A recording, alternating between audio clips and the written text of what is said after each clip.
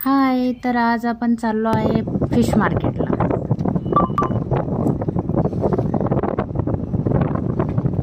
करंजा जेटीवर एकदम ताजी मच्छी। तर शॉर्टकटमध्ये मी तुम्हाला रस्ता दाखवलेला आहे कसा जायचं। एकदम बोटीमधनं मच्छी ताजी घ्यायची असेल तर इथं नक्कीच तुम्ही जावा।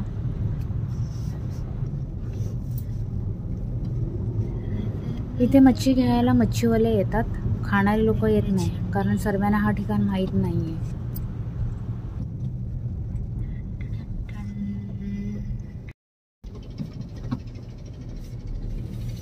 मार्केटला लोक भरपूर आले मस्त।